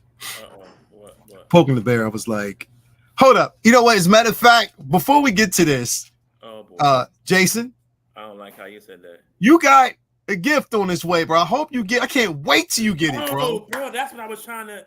But my junk, it came today. I wanted to show it online, but it's upstairs. I can bring it down. You got it? Yeah. Sweet. I gotta frame it. I got a Vinny special. All right, cool. So Vinny, he got it. Finally, bro. It took like 2 years. If it wasn't for Toya looking out for me, bro, I probably got it on my birthday next year. Sometime. Thank you, Toya. Thank you so much. So he did get it. So he got it. He finally when got it. I saw it on the step, I was like, "Oh my God, it's here, bro!" Listen, Vinny, if y'all haven't bought any of Vinny's work, y'all sleeping. Mm-hmm. This dude, thank you, brother. Appreciate it. Did a Miles Morales for your boy. I have a Miles Morales poster signed by the lady who drew him. I forget her name, the artist. She drew his first. I got the first Miles book she did, the cover, and I have the poster of it that she did. I met her at a con. I'm about to remove that till I get the frame and put Vinny's about to go. I got to put that in some glass. It's dope, right? Appreciate you, brother. Thank you, dude. Definitely dope. Blew me away, bro. When I opened it, I'm like, yo, I wasn't gonna ever give me this. That's why he was holding on to it, bro. He was trying to hold on to it. He would have one to sell off later. Nah, bro. I got like 4 more. You see how he do, bro? He got like 4 people's stuff more, that you drew. He holding it, so we. Nah, man, it's just like some people you just don't see. Because 2 of them was for the Lacadres. I ain't seen them MFers in I don't know how long, bro. See how he do, bro? So, just send this stuff to you people yourself. Don't give it to Lyle no more. Give it to me, man. If y'all don't want to give it to me, don't give it to me, man. Anyway, move it. I ain't gonna sell it, bro. I would never do that. I want this right here, and I want to bring this up because, like I said, I hit Vinny up. It's like, yo, Vinny, how come, you ain't tell me? You told me, you said it was dope, but you ain't tell me how dope this really was. Bro, we turned it on. So here's the story. We turned it on, I think it was Saturday morning. Was it Saturday morning or was it Friday? It was Saturday morning. We turned it on Saturday morning. We started watching it. And couldn't stop. Yeah, it was just every episode. It's a great pilot too. Every episode after episode after episode, we started watching it, bro. This show was fire, bro. This Blue Eye Samurai show from the very, and what was so compelling? The animation, okay, yeah, that was dope, but it's the story that they're telling, how they are telling the story, how they're going back and forward, how we're getting.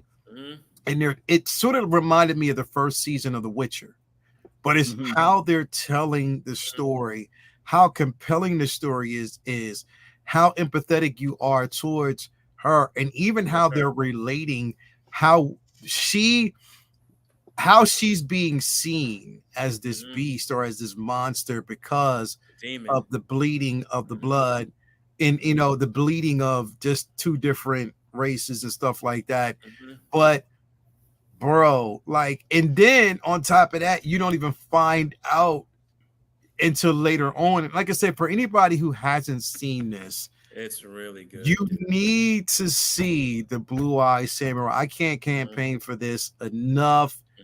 I have been in love with this show since the very beginning, and I cannot wait to finish it.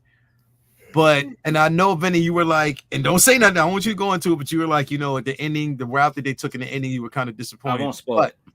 But you know that there's going to be a season 2. Yeah. So I can't wait to see where that goes. But, Vinny, your enjoyment of this show, bro. So Netflix decided to just like unleash the floodgates with incredible animation shows. There's still a few I haven't even got to. There's Kenji Nashura The season Black 2. Samurai. There's a Pluto show I haven't got to. I still have to watch those two. But they released like a whole wave of them. Onimusha was the one I watched before this. And if you love this, watch Onimusha. Onimusha is incredibly like everything I love about this. Same shit with Onimusha. It's incredible. So if you like this, please watch that next. Yeah. That way, Leo, you can't say I didn't tell you about Onimusha. So that's next after you finish this. This shit is incredible. For so many reasons. It touches on so many different aspects of Japanese culture in that time, and that's what a lot of the best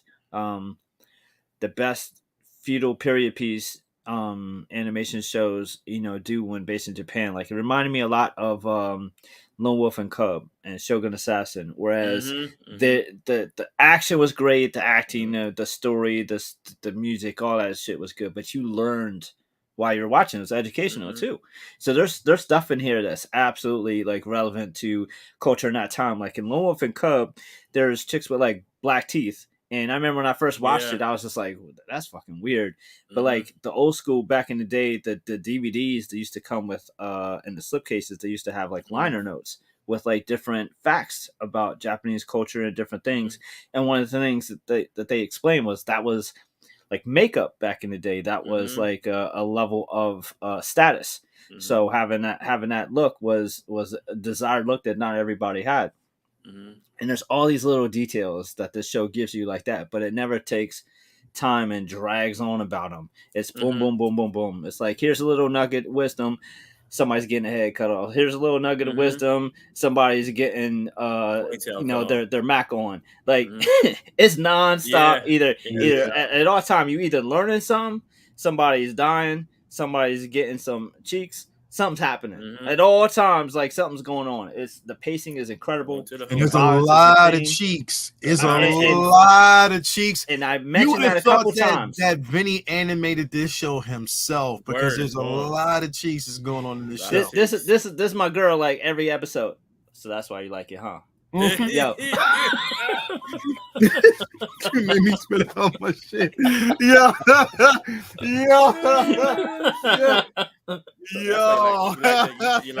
So that's you like that geisha scene. Are they looking for whole houses? Oh, that's why I like this movie, huh? Yo. So that's your disclaimer, y'all. Don't watch this with the chillins. Put the kids to bed. Yeah, the kids and then throw on some Blue Eye Samurai.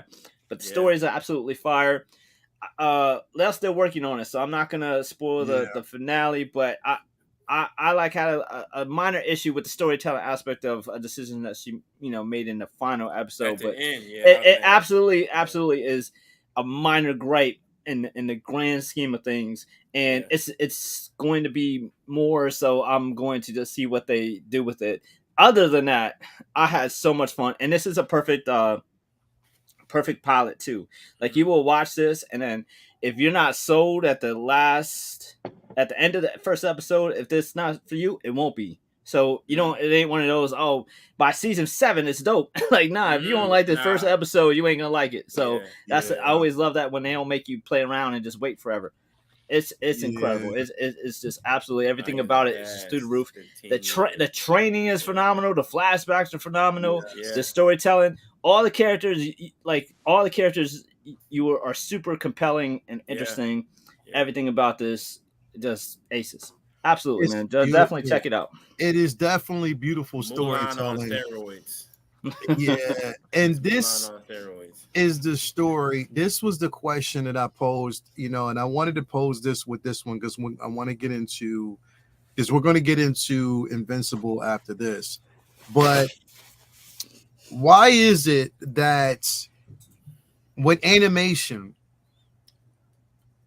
they can tell such compelling stories and we're so attached with these characters, we're riding with these characters, you're so in sync, like you're empathetic where the empathy needs to be, and it's all believable.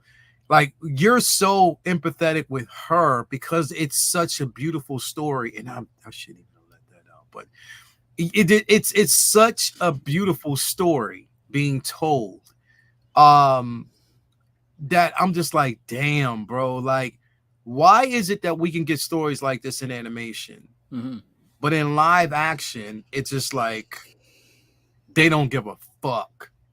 Like, it's just like, I don't get that. Like, why these stories are being sacrificed, but in animation, it's like, look, we're in this box, so we're just going to play around with it, and we're going to make sure that we're telling such a compelling story. Why is that, bro?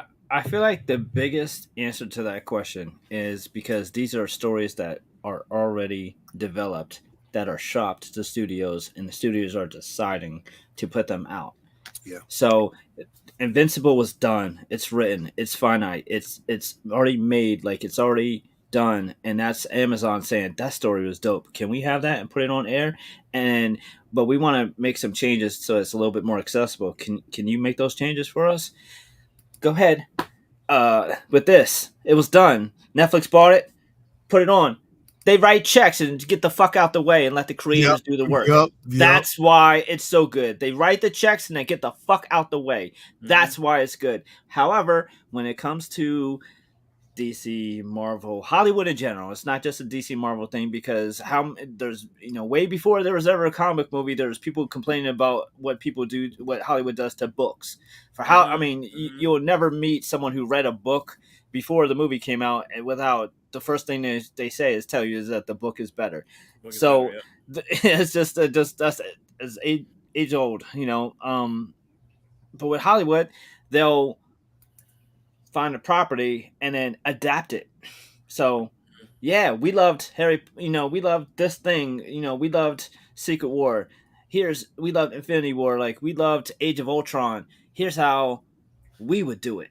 Like they could have adapted, any of the Age of Ultron stories or the Age of Ultron story and then just put it on a screen. But they feel like, well, if we do that, then the people who already read the comics will be bored. So we can't do that. So let's do a treatment for it and bring in a writer and say, okay, we want these bullet points. We have these actors, but these actors are stars. So these characters that they're playing need to have more prominent roles. So when we do Days of Future Past, we can't have Kitty be a star of the movie. We've got to have Hugh Jackman be the star of the movie. So they have so many different masters, so many different priorities, so many different reasons that they have to do what they want to do to feel like they have to make more money. So somewhere along the line between the story that Claremont wrote for Days of Future Past to hitting the theaters, you have a totally fucking different thing. And they're not just taking the story to put it out there. They're taking a title to grab, comic book fans who know what's what, and so that they go to see it because they want to at least see a version of that story. Whereas with this shit, they don't fucking play God. They just say, go for it. We love this. We got to see Blue Eye Samurai. We like it. We're going to buy it and we're going to put it on our network. It's as simple as that. Netflix didn't do any work. They just signed a check. That's why the story is so much better here. That's why Invincible is so dope, because even though it changes, it's Kirkman doing the changes. Kind of like with Game of Thrones. All those seasons of Game of Thrones were fire because they were all right. Like, I read the first Game of Thrones book and I felt like I was just reading the screenplay for a show. It was fucking spot on. It wasn't until seasons in where they started to make some changes. And then season 8 they did without him. That's why that season was so poorly received. That is when you get the difference between writing is good in some stuff, writing is shaky in other stuff. And don't get me wrong, there are instances in which the Hollywood decides to change it and actually makes it better. Boys is a perfect example of that. Boys is different than a comic book in a good way. So it's possible, but the more likely thing is when you just write a check and then get out the way and let the creators take care of it. That's when the writing is going to be on point, because the property that got you the attention anyways, like got you to the dance. Yeah. You know what I mean? But what do you do when it's like, something that's as well written and well received as Blue Eye Samurai? You can't. Because I guarantee you, bro, Jay, if they make a movie, you think we'll see this? Hell no. Hell no. We definitely won't. And That's the thing, is just because it's so compelling, and that's when you get into that space where you're like, you know what, don't even touch it, because I guarantee you there's a chance like this is like the perfect, like it has all the fixings for a Hollywood film. Like this is like a Hollywood, Hollywood's, wet dream right here. Like, not to give the story away, but the crux of the story is something Hollywood would love. It's a very Milan themes. It's very it's Arya from Game of Thrones. It's like that's what Hollywood loves to see, and when it's done right, it's incredible. When it's done wrong, it's trash, and then people point their finger at the wrong things. It's like, like people are shitting on on female projects because when it's done right, it's untouchable. This is so fucking good. So I guarantee you a big portion of people shitting on Marvels love this. Why? Mm-hmm. So are they do they pick and choose when they're sexist? Come on. Yeah, that's the thing. I think and you did hit it on the nose. Like, again, like you're getting out of the creator's way. And the creators are sometimes even getting out of their own way by telling the stories and trying to keep it as consistent as possible. That's even like us, again, leading into, Invincibles. We're talking about this particular season, and here's the thing, like, bro, like it's some of the most funny yet heart-wrenching serious moments in an animated series that you can just, like, we talk about another animated series where you're connected to these characters, in the way they're telling these stories. Like, I felt bad as fuck for Marv, bro. Like, I felt you can't get attached to Marv, but I felt so bad. I was like, Marv, man, come on, man. But it's just like they are pulling no punches on characters. The mom, it's like, I feel bad for the mom, bro. Debbie is one of the most well-written characters. It's so perfect. Like, it's so believable. Debbie is going through it, bro. Yep. Her baby's at college. Yeah. Your husband or ex-husband's a freaking psychopath. Yeah. And then it's like Sir Cheek a lot. Right, exactly. Yep. And then you have nobody to talk to about what you're going through. That's when depression kicks you in the ass. Like, she is going through it. And this is a cartoon, dog. Yeah, this bro. is a comic book. And it's got so many heavy emotions and emotional roller coasters that these characters are going through, bro. And then with Mark seeing his pop, I thought he was gonna snap when he first saw him, bro. But it was just like, yo. And then I got a little brother out of this shit. Like, come on, dude. Like, this was a good episode. A lot of heavy emotions, a lot of unresolved issues between him and his dad. But out of all the characters, I feel bad for the mom the most. She don't have nobody really to talk to because everybody hates her, hates her husband, hates the fact that you let this monster loose. So it's like they're blaming her for him killing everybody. You know what I'm saying, dude? This is heavy season, dog. It is. This now, I want to bring this up without really going too much in content. I'm not going to spoil it for anybody, but this scene had me laughing my ass off because when Mark said what he said, it was like this motherfucker was like, "Motherfucker, shut up!" Listen, we gonna do this, and this. I'm out. Peace, bro. That's the kind of attitude he had. Like, cocked him, bro. Like, and bro, the bass and the heaviness that the weight that they put on these punches, bro, it's just no joke. Yeah. It was like, now you gonna listen to me or you gonna get these hands. But the thing is, it's the mom. You can tell that there was a heavy emphasis on the mom in this series. Yeah, because in this season, bro, because of the weight that she's carrying with all these years that she spent with someone who she thought she knew. Called her a pet, my dude. But called her a pet. because of his, his duty or his, basically his mission. Yeah. And it's like, yo, this is really, you know what I mean? It's kind of really, really fucked up. But even like I said, like some of the side stories that you're basically following with all these characters, Vinny, what are your feelings like this season versus last season? Where are you sitting, bro? There's definitely differences. I love the similarities. Again, like having read through it all, it's so refreshing to.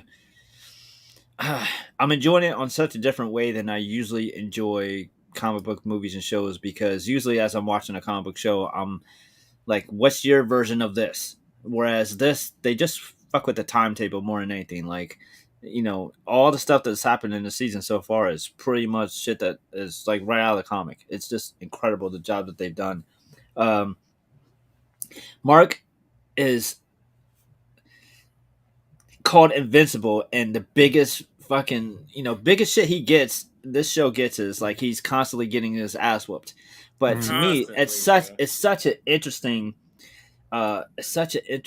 aspect of the show, because it's like most of the people he's fighting are just way above his level now, because he's just starting out. So most animes, most comic books, like, they're fighting people on their level, and then when they get stronger, they fight a stronger villain, and then what they call power scale.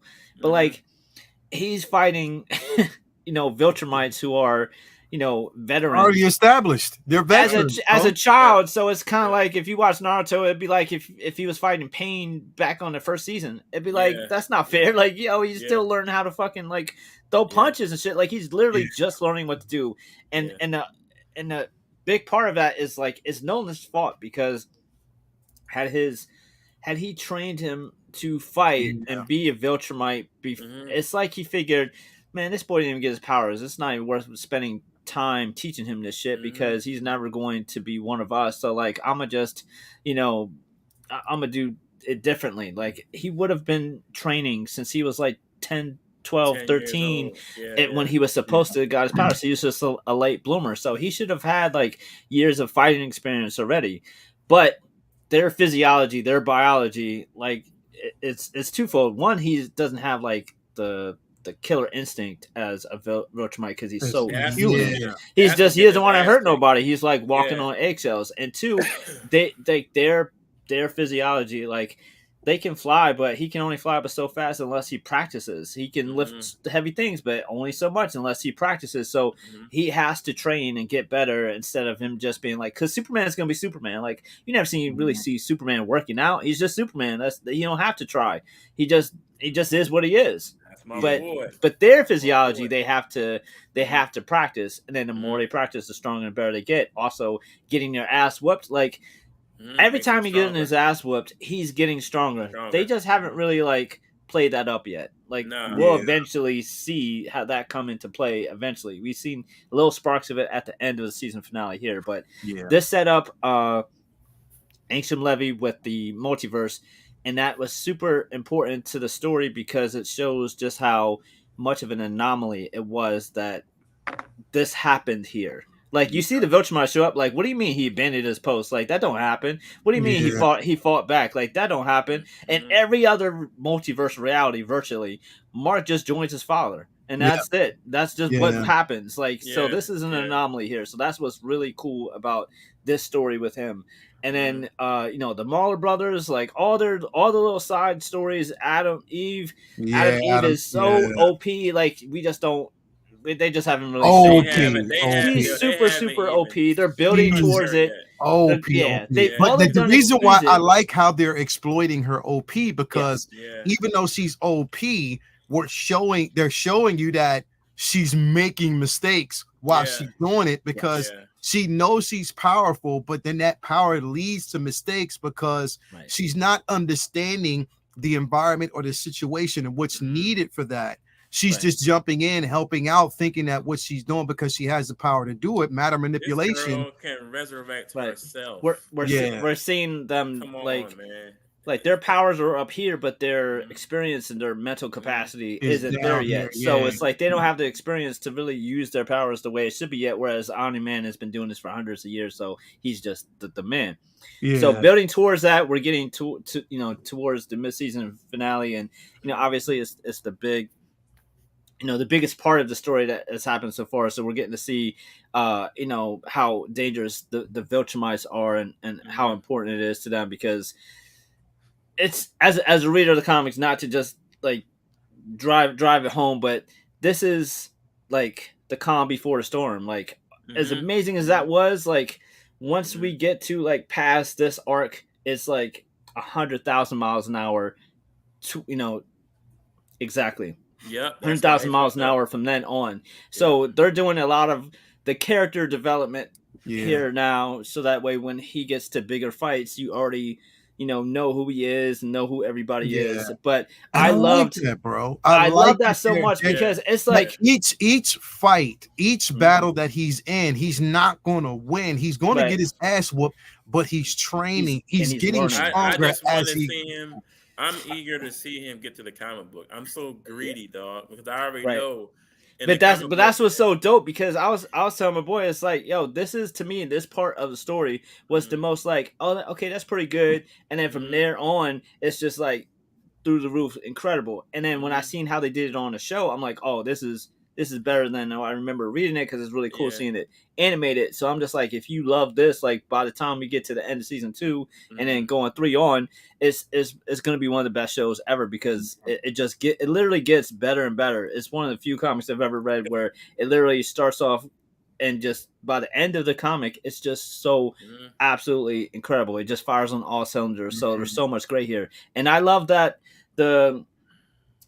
what Mark did to Nolan is like so powerful. Like he's gripping him, like it's very deep, like thematic themes like throughout it. Like he's gripping up his son, like about to break his son's neck because he's mad at him for making him care and feel. Like that's so dope, because we've seen evil Superman lots of times, right? But how often do we see like that struggle with like your inner person? You know what I mean? Like he's not supposed to care about anybody or any of these people. Like his son made him actually care and have feelings. It's like, fuck you for making me care. Like that's so incredible. And their part of that attack was to drive home just how much of an anomaly that happens. Viltrumites are a ruthless war race that has no sentimental feelings. So this person caring about anything but domination is so bizarre. They can't even believe it. Like they had to see it for their own eyes. Like, what do you mean? Like you care about these bugs? Like fuck them. It's just so amazing. Who are these dude? Yeah, man. It's so great, man. And then this story too is amazing. And it's so the bugs are like a different race that age slower. They played it up a lot more in the comics, but like they lived like a year and they passed like they pass their knowledge on to their young, like as they're born, like almost like how a bird knows to fly without being taught. It's like instinctual. So their predecessors know the history of their culture and all that stuff without actually having to study for years like humans do, because it's just passed down through instinct. So it's really dope, because we see and we'll see a lot that goes on with his half brother, and how much that affects his training as a superhero, and because his brother, we'll get into all that as we see him grow up and stuff. Out. Because he ages quicker, like he'll catch up to Mark's age pretty fast, because their physiology is to age faster. But it's mixed with Viltrumite DNA, so that slows it down. So it's a cool like trade-off. But the Viltrumites showing up and fighting them, they like Ryan Otley, one of the artists, like he put up a panel and shows the comics, and it was just like a collage of fight sequences that they had on the page, and that they did that in the show. So it was just absolutely incredible. I mean, my man like was holding him down with just his finger, like it was just so crazy. Pressing him down with his finger. Pressing him down with his finger. And they are powerful as hell, but they're not. Bro, when you are powerful, they're not even. Yeah. There's way more powerful that he's going to have to bro, fight. When you're that powerful that your sole purpose is to will yourself to stay alive enough to complete a mission. This motherfucker was holding his intestines. Yeah, you know what I mean? But still, exactly. But it's again, they're a war race. They have a mission and they'll complete it, you know, by any cost and by any means. But the beautiful aspect of this episode was his dad telling him, Mark, you have to let go. Like, you got to let yourself go, because right now you're fighting because you don't want to hurt anybody. You got to fight to kill. Like, you literally have to. And he got a taste of, you know, seeing him fight side by side with his dad. It sort of mirrored how bad things could be. And I think that he realized that and was like, wait a minute. You know what I mean? Because I'm loving the simple fact that I am winning and the intensity is there, but it's like I still don't want to kill. Like it. This episode was so dope. It was so dope. I loved it. I love this, but I know 4 Kryptonians that have trashed that whole planet. 4. I just wanted to say it. You know? It's incredible. I can't wait. I can't wait to see more from him. I can't wait to see. I feel bad for this cat. But see, it was cool because it showed just how powerful they are, because they took him out in seconds, so it showed how much harder it was to take out Mark. You know what I mean? Take out Nolan. I when they said they were splitting this up, I was like, oh, come on, man! Like Kirkman said that he is. Wait. It's one more episode, and then it's 4 more episodes. It's split in half. They're splitting it in half. Yeah, so there won't be a new one this week. This last episode was the season finale. That's what we're doing a recap here. Yep. Yeah. You gotta wait till early 2024 for the rest of them. That's bullshit. Yeah. And the hurt piece is we waited 3 years for the season. Like this one. So hopefully when they say early 2024, they mean like January 1st. Like, don't play with us. Happy New Year's. Here's the rest of them. Shit. Dude, because in the book, bro, Mark is a beast now, dog. Yep, like, he just has to build there. So it's when everybody complains about him getting his ass kicked, it's like, yo, be patient. He's not supposed to. And you know what? The only thing is, because there's so much richness even in the story of the immortal, right. Bro.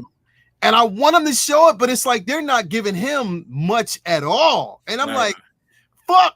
If you're telling these side stories, why aren't you dipping more into the immortal, bro? Yeah. That's why I love that Adam Eve special, because I'm hoping this continues to be a hit, because Kirkman said this could go for 7-8 seasons. That's his ideal length for the show, because it's a finite story. It has a beginning, middle, end. It ain't going to go for forever.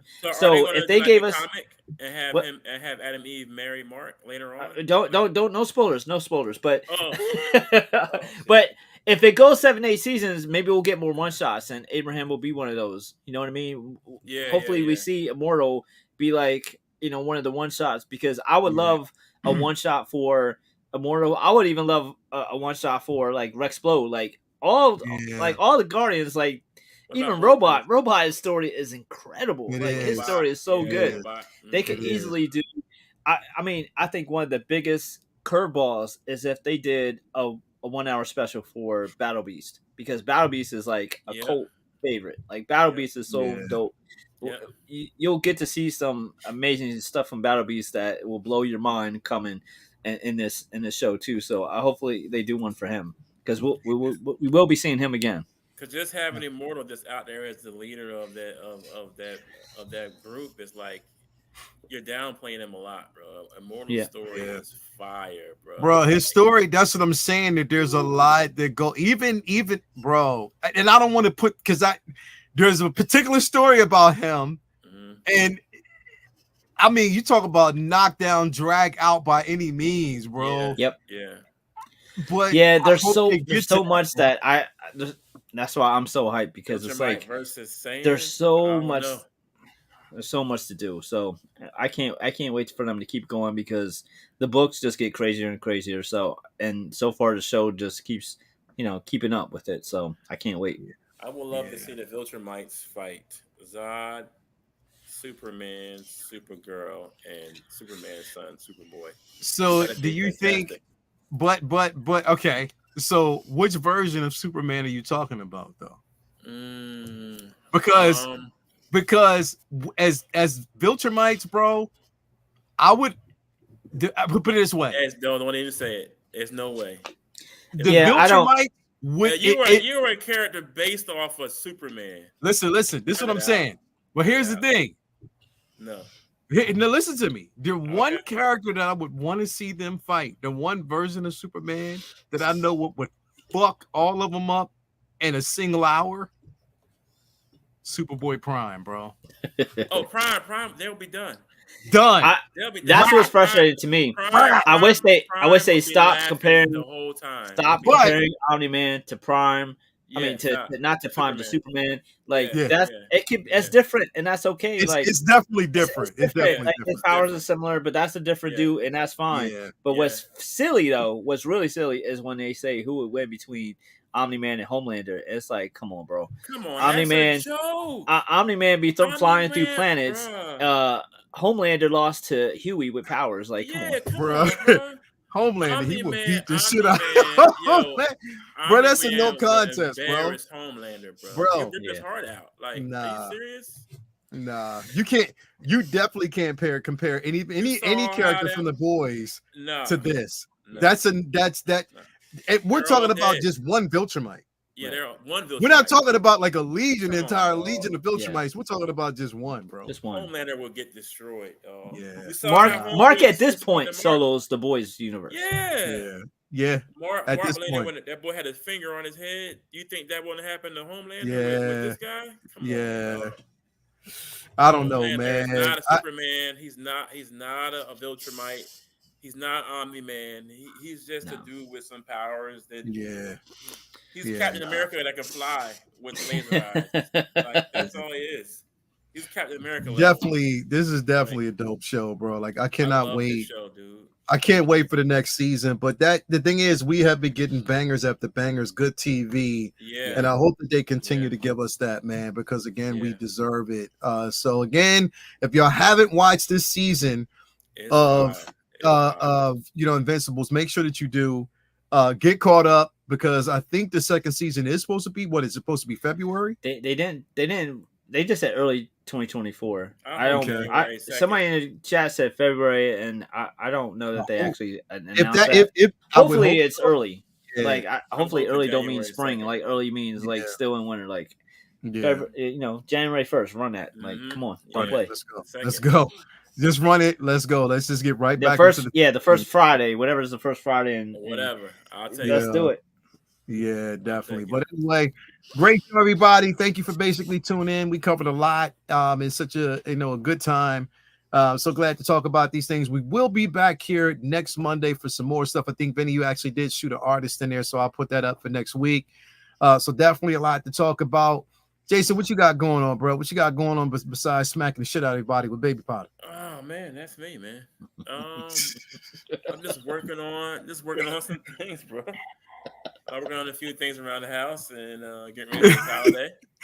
And that's me. It is. Get my Baby Powder set for New Year's and and that's it, man. I'm just living life, bro. I'm doing it all right now, man. I'm having a good time. Chilling, retired and chilling, bro. That's what's chilling. Up. I wish I was living vicariously through you, bro. Collecting. Everything. I keep telling y'all asses to come down. Hell yeah, bro. The gator going now. He's the gator. He's the gator.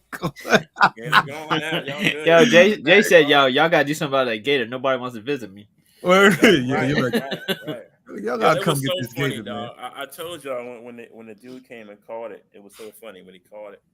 He said, "Man, this thing got 3 bullet holes in the tail. How'd that happen?" I was like, You was trying to shoot that. I thought that 3 times. I'm surprised you ain't shred that motherfucker, bro. But that's crazy. Off. When he hauled ass into the water, man. That's and then did they relocate it or did it die? Nah, I think they took it somewhere else. No, they took it somewhere else. That's what he said. The gator was like, "Yo, man, get me out of here. They shoot me. They shoot my ass. They shoot me in the ass. Like, get me out of here." These motherfuckers from New Jersey shooting me in the tail and everything, bro. Like, yeah, buddy. Hell yeah. Yeah. Lay all that Bo-Katan throne, but right there, bro. It's definitely right there. It's going to. Buddy made that for you, right? Yeah. Yeah, that's the throne, bro. That's dope. Is it light up? Is the back light up at all?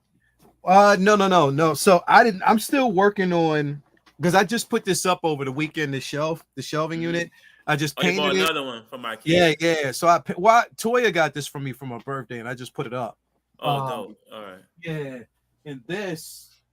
Let me see. That's fire. Yeah. So Ty made this for me. It's what'd you say?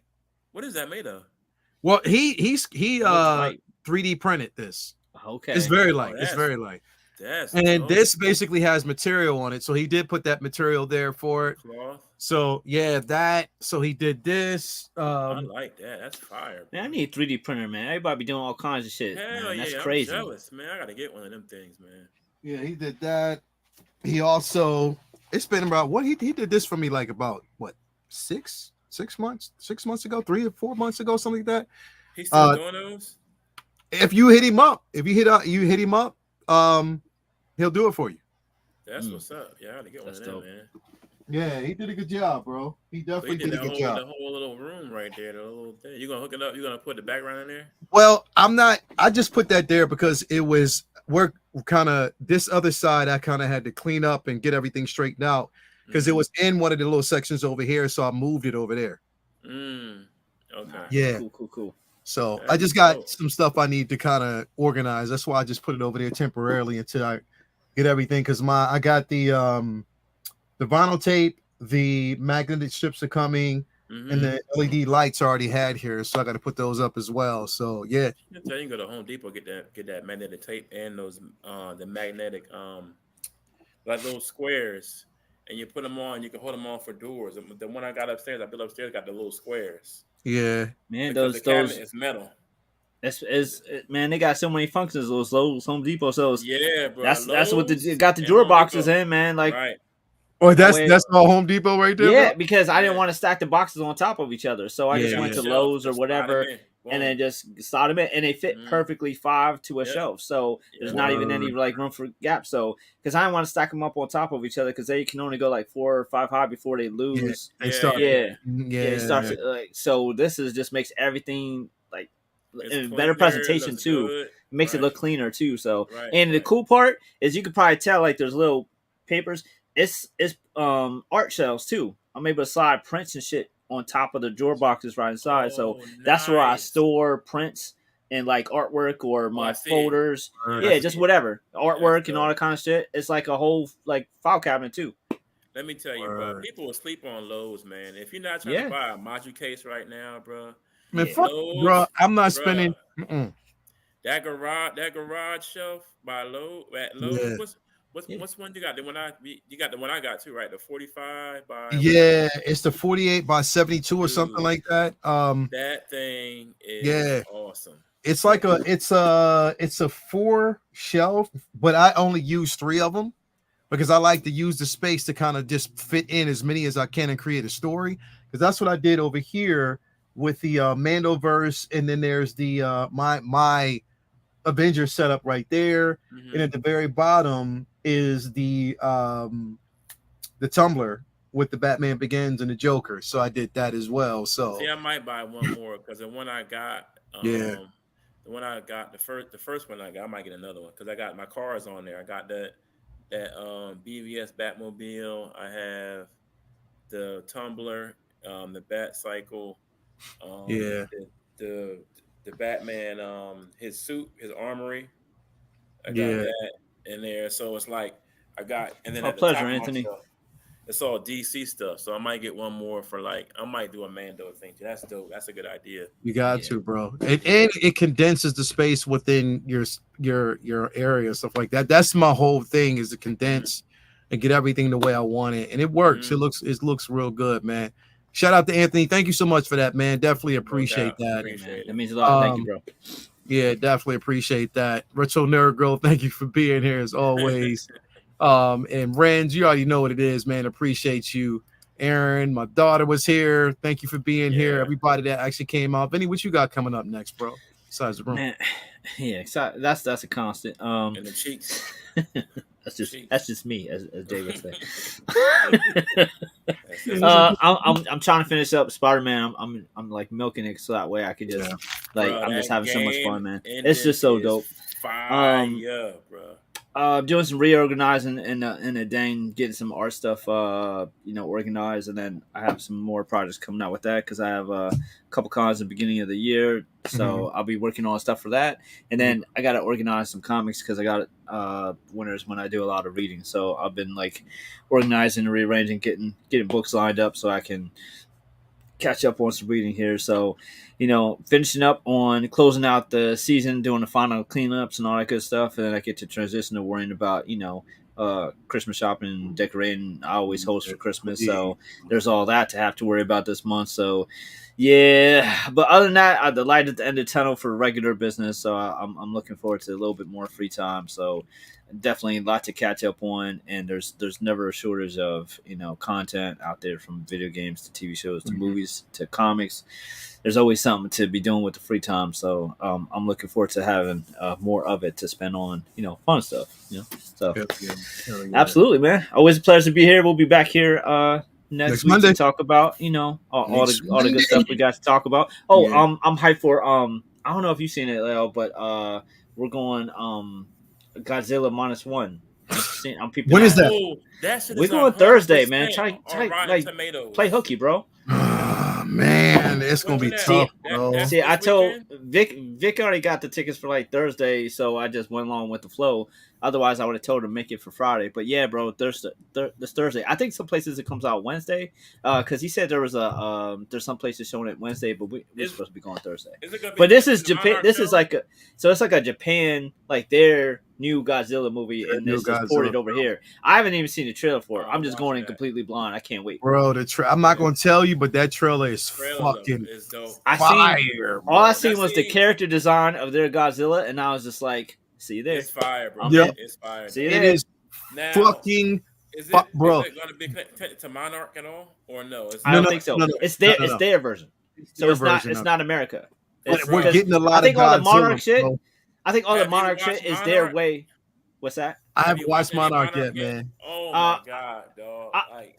I haven't. It hasn't won me over. I watched the first 2 episodes, and maybe I was just tired. It just hasn't grabbed me yet. But it's good. So it's like, good, man, I must have been tired because like it feels like I should like this more than I do. I got to give it another chance. Kurt Russell's son has rebounded from that. Captain America, Agent U.S. Agent. Dude, him and his dad play the same person, just younger. It's crazy. He does look like him. And he looks like him. He looks just like his pops, but they picked it perfectly. Yeah. Killed it.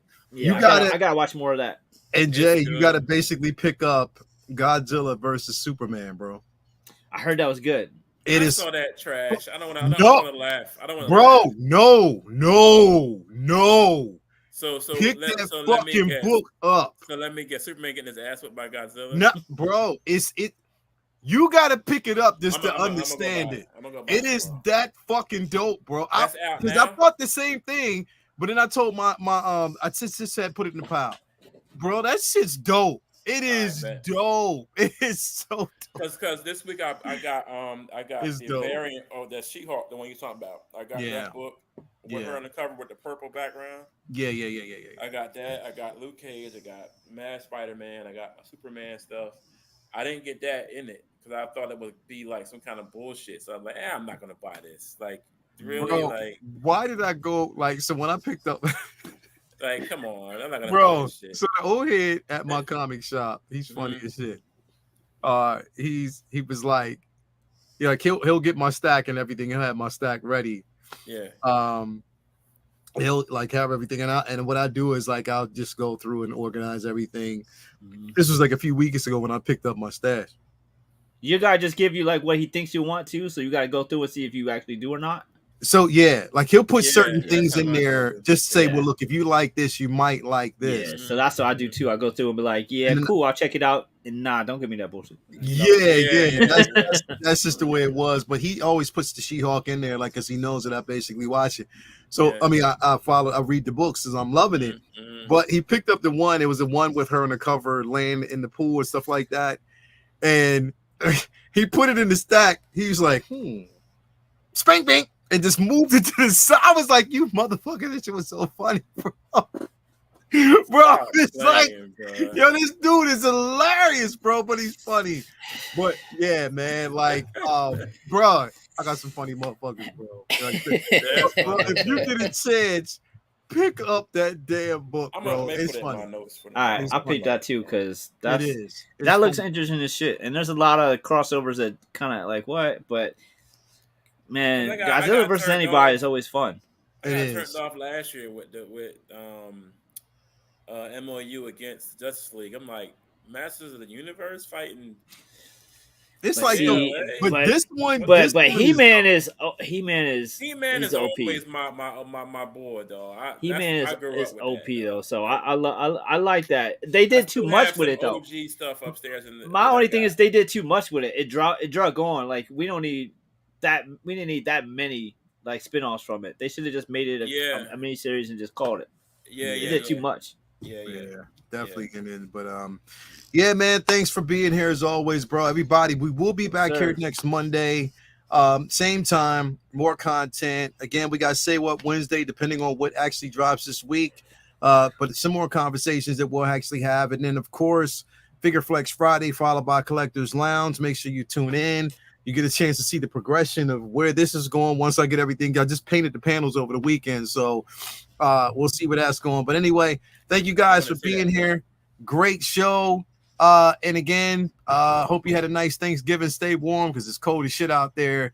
I ain't going out no time soon. But yes, till next week. See y'all guys later on. Peace out. We out.